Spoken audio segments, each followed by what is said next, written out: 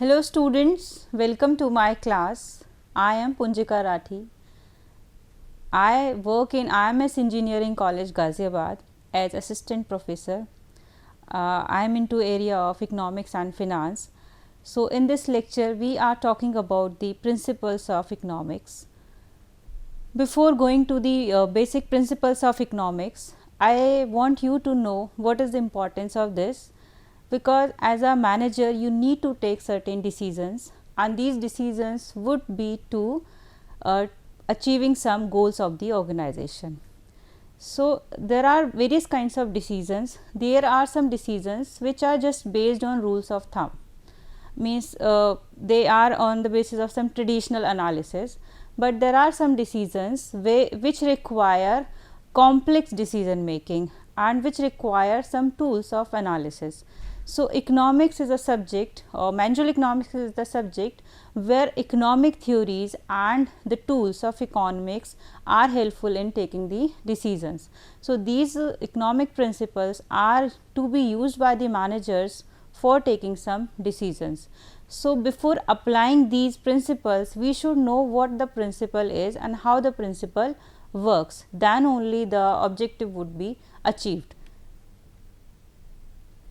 So first we are talking about the equimarginal principle. The word is equimarginal principle. Equi means equal and marginal means change, the change in the total quantity. So what total quantity we are taking is depends on what kind of analysis we are making. So this equimarginal principle, basically it has been evolved from the theory of consumption. The theory of consumption talks about the utility, and it talks about the change in the total utility. Utility means the satisfaction which consumer is deriving from using the product. So when he is using a number of products, so the total satisfaction which he is deriving is called as total utility. When he is taking one more unit of any other product or maybe number of products, then there would be change in his total utility. That change is called as marginal utility, and the theory of consumption believes that the consumer is spending his income, his consumption expenditure in such a way that he wants to maximize his total utility. So what the principle says, it says that the consumer would spend his limited income on different commodities in such a way that the last rupee spent on each commodity would give him equal marginal utility in order to get him maximum satisfaction. So this is the total utility is to be maximized by the consumer, because he is a rational consumer and he wants to maximize his total utility. So he wants that the money which he is going to spend, it should give him the highest utility on consumption of the product. It is very easy when he is choosing a single product, then he would be spending his money, his whole consumption expenditure on only one commodity. But there are number of commodities in the market, then he would be confused. He would have to take decision that on what product I should spend my money so that my total utility or the total satisfaction should be maximized. So this principle says that how he has to spend his limited income. So he would spend his limited income according to this rule. What the rule is? Rule is that he would get maximum satisfaction if he is going to spend his money in this way. So what it is saying, that the marginal utility, the law says that the marginal utility from each product divided by its price would be equal to the marginal utility of n number of product which he is using divided by the price. So he is going to spend his money on that number of commodities until this becomes equal, means where the marginal utility divided by the price of the product is equal to the marginal utility of second commodity divided by its price, and so on. So here the marginal utility, this mu is the marginal utility of the product and p is the price. So this law of equimarginal utility is based on some assumptions. What are the assumptions? The assumption number 1 is that there is no change in the prices of the goods and services. So, this law would only work when the prices for that duration are constant in the market. Consumer has a fixed income. For example, if a person is not having a fixed income, then how we will say that his income is limited, and then he would not be he would not be concerned like how much money he is spending. He would only be concerned when he is having limited resources. So, it means this law is based on this assumption that he is having limited resources or limited income. The third assumption is that the marginal utility of money is also constant. So, what is the meaning of marginal utility of money is? Marginal utility of money means the satisfaction derived from the possession of money by the person. It means that when we have some money, we would be satisfied with that money. The more money we have, more satisfied we would be. And in case we are going to spend the money, so what we want? We want the same satisfaction from the money which we are going to spend on the commodity. For example, if I am having 10 rupees in my pocket and I am going to purchase a pen for that 10 rupees. So, what I want? I want that the pen should be giving me the same satisfaction which 10 rupees were earlier giving me. It means the utility of money should be equal to the utility of pen. When I would purchase the pen, when I know there is more utility, when I would want to spend my money, when I know the satisfaction which I would be deriving from the consumption or from the possession of the product would be more as compared to the utility which the money is giving me. So, by applying the same principle, we are saying that the money or the utility of money should remain constant, and it is the one of the assumption. The next assumption is that consumer has perfect knowledge of the utility. He knows, it means he knows what satisfaction he is deriving from the consumption or possession of the product. Then the consumer tries to have maximum satisfaction. Yes, it is very true, because as a rational consumer, what we want? We want that the satisfaction should be maximized, otherwise we do not want to purchase the product, we do not want to consume it.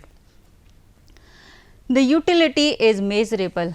Since we are saying the maximum utility, maximum satisfaction, it means that we are being able to measure it in some cardinal terms. Cardinal terms means in some numbers 1, 2, 3 and so on. So, if we are able to find out the utility of the product, utility of money in numbers, then only we can be able to apply this principle. Then the utility, since we are saying that number of products, so what these products should be substitutes of each other, because when he is going to compare the utility, so then utility would only be comparable in that case when the product is solving the same purpose or same need of the consumer. It means it must be substitute product. And the last assumption is that the consumer has many wants. He wants to have number of substitutes, he wants to consume number of substitutes. That is why we are going to apply this principle, the equimarginal principle. So, equimarginal principle, as we said, it was originally applied in the theory of consumption, but later on when the producers need to allocate the resources in number of projects, maybe in number of machinery, in number of plants, then also they are being able to apply this concept, then also it is called as equimarginal principle. So, how the producers apply this concept? They also they also have a list of number of projects, number of alternatives where they want to spend their money, because again they have limited income and they want to spend that income. Why? Because they want to derive some profit from number of projects. So, now they would make a list of the projects, that these are the number of projects where I would be spending my money. Then they can find out that what utility. So, here the utility would be measured in terms of productivity of the projects. So, if the number of machines are there, number of projects are there, so then producer would be concerned, he would be more focused on finding out what is the productivity of each product. Now that productivity would be measured in terms of the marginal productivity. MP means marginal productivity. So, when he wants to apply this principle and he is a profit maximizing firm, so it would allocate its resources in such a proportion that the marginal productivity of each project, marginal productivity of each alternative would be equal to the marginal productivity of n number of alternatives. So, what is the n here? It is the number of alternatives which the producer is having, or the list which he has prepared. So, now the producer would find out what is the marginal productivity of this project 1, project 2, 3, 4 and so on, and he would be spending his money on the number of projects when the marginal productivity of each of the alternatives is equal. So, this is how the concept of equimarginal principle is being applied to the production as well. There is a case, here it is a case in which a firm is having 100 units, it is having 100 units of labor and the firm is involved in these number of activities. It means it is having the number of alternatives. What are the alternatives here? A, B, C, D and E. So, it means it is having 5 alternatives and the firm can increase any of these activities by employing more labor, but only at the cost. So, what is the cost? The salary, the wages which the firm has to pay to the labor.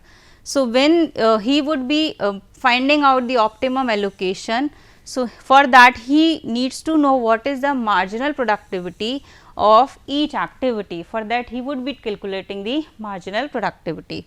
For example, so when he has calculated the marginal productivity of labor in activity A, it is rupees 50, but in case of activity B, it is 70 rupees. So, as a rational producer, what he wants? He wants that he wants to allocate his resources into that project where marginal productivity is higher. For A it is rupees 50, for B it is rupees 70. So, where it is higher? In B. So, it means he wants to shift the labor, he would be shifting the labor in project B. Why? Because the marginal productivity is higher. And when he would be shifting this, up to what point? When the values of the marginal productivity of each of the activities is equal. So, it means he would be again applying the same concept, that marginal productivity from A, the point where marginal productivity from B, marginal productivity from C, marginal productivity from D and the marginal productivity from E are equal. So, up to the point there would be the expenditure by the producer, and this is the point where would be the optimum allocation of the resources. So, this is how the concept, the equimarginal principle is being applied in reality. So, moving ahead, now we are on second principle, which is utility. So, utility analysis is second tool of economic analysis, where the managers they analyze the utilities and they apply the different concepts of utility in different analysis. So, what utility is? When we say utility, utility means the value which is being derived from the consumption or possession of a product. So, when we are saying the from consumption or the possession of the product, so it is a value. So, the value which I am receiving from the consumption of, like suppose I have a pen, I have a Parker pen, and this value which I am receiving from this, that may be different than the value which is received by my colleague. That colleague may have different value to that pen.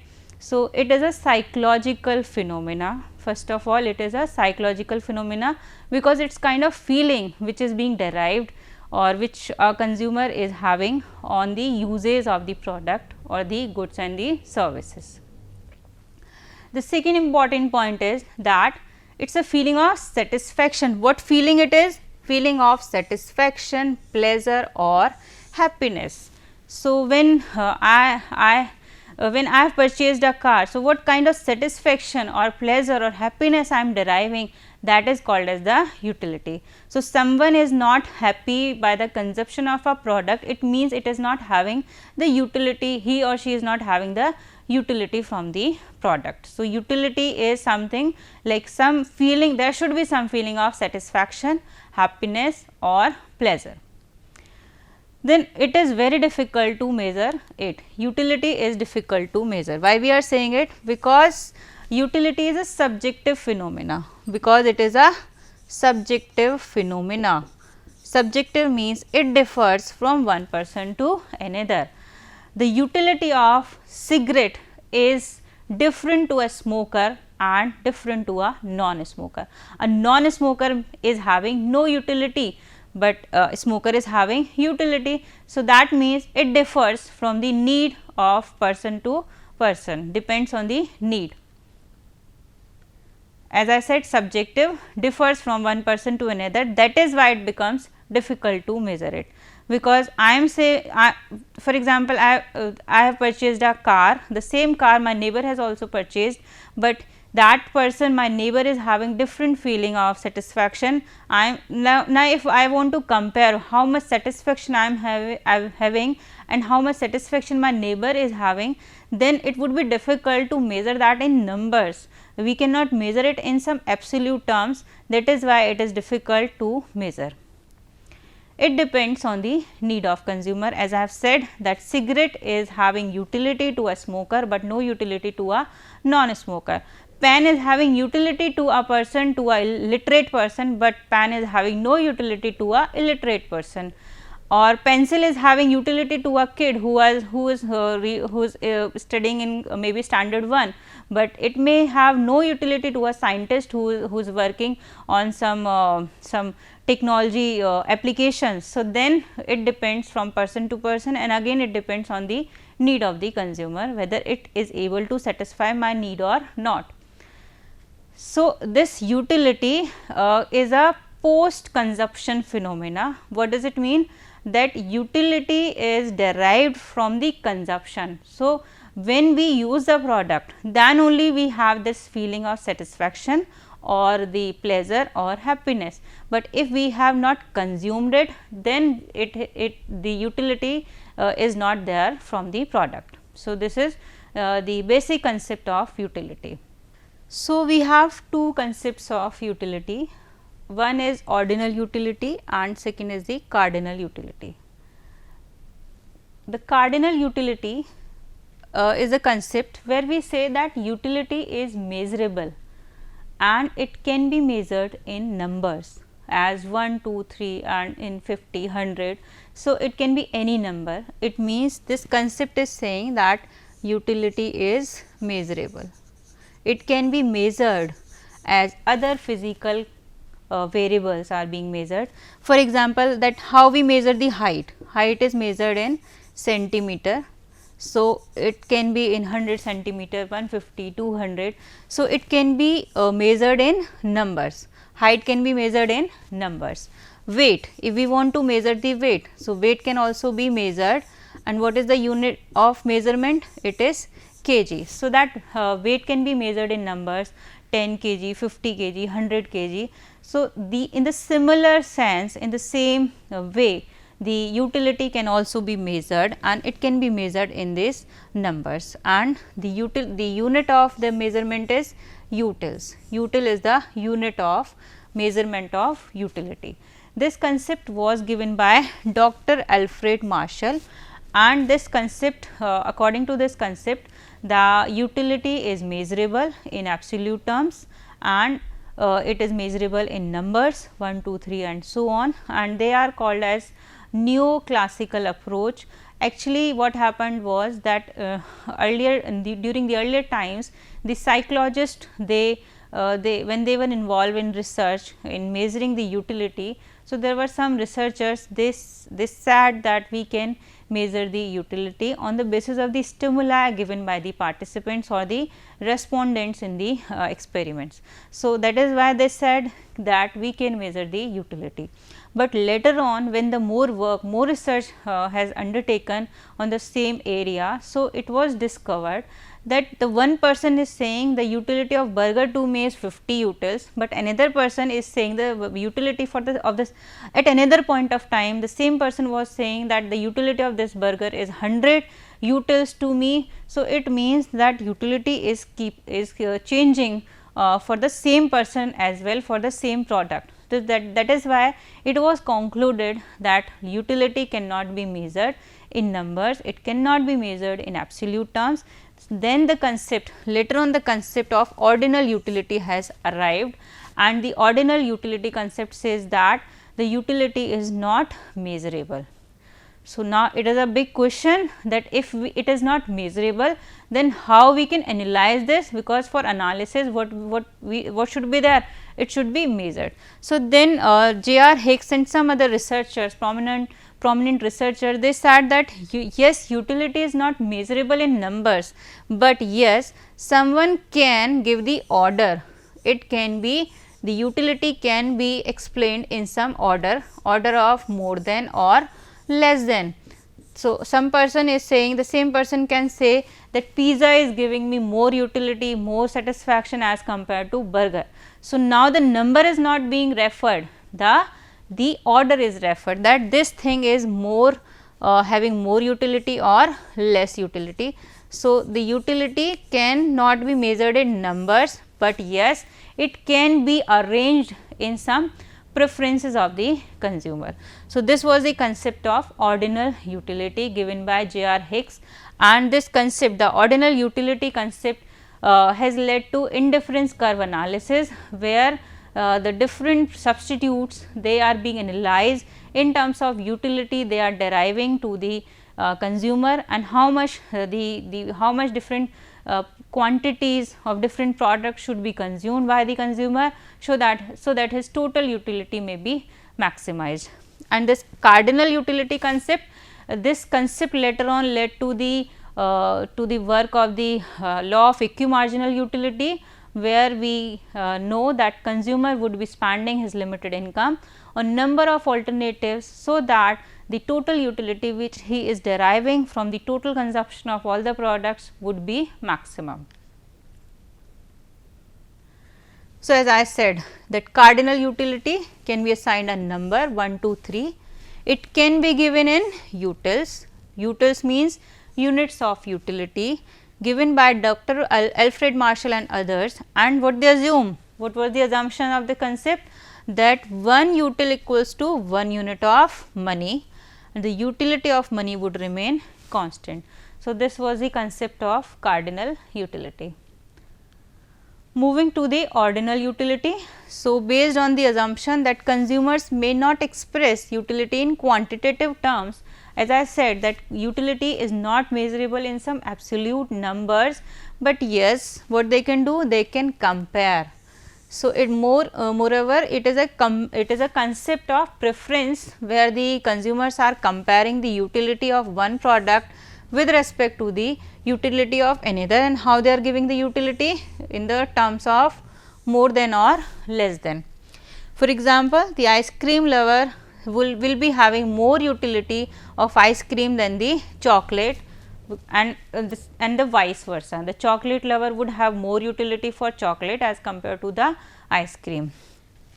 So, it forms the basis of the ordinal theory of consumer behavior, and this is being used as indifference curve analysis, where we analyze, what we do in indifference curve analysis, we analyze the how much the quantity, we analyze how much quantities of product x and y would be giving the same utility to the consumer. Suppose here the utility is equals to u, and there are different combinations,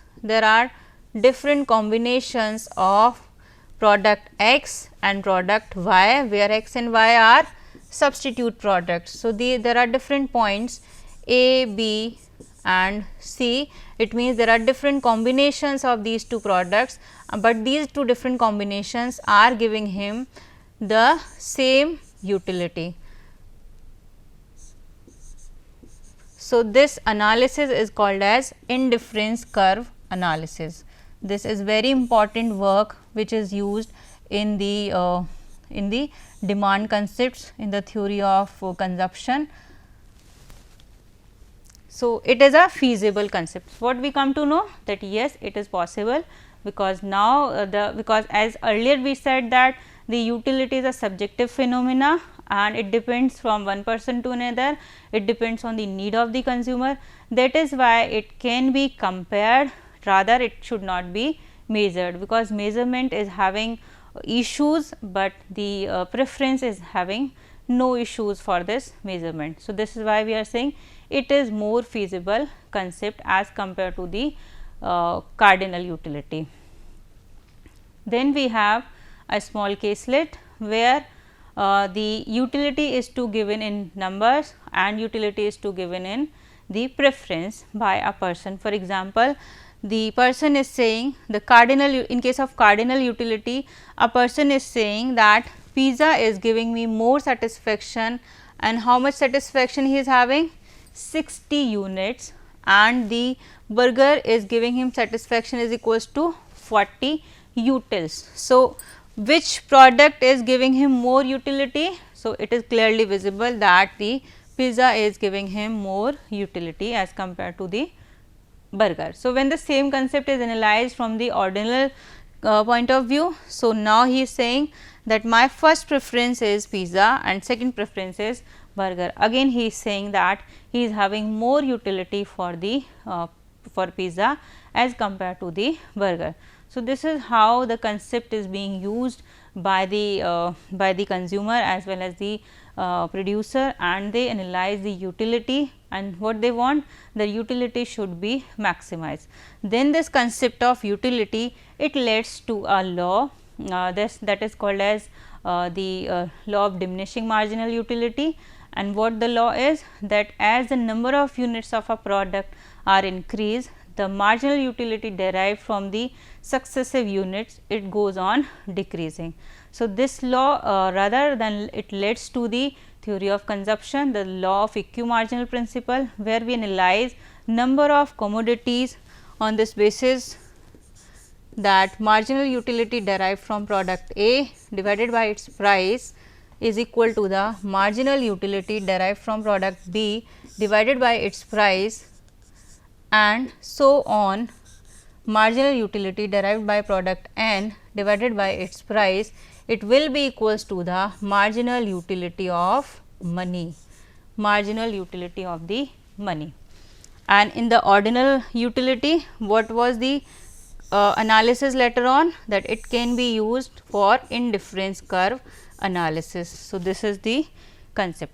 So, as we have discussed, what is the difference? Cardinal utility is measured in numbers, ordinal utility is measured as less than, more than or greater than.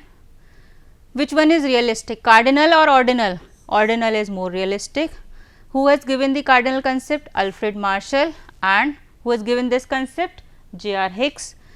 Where it is used? It is used in marginal utility analysis or equimarginal analysis it is used, and where it is used? For indifference curve analysis.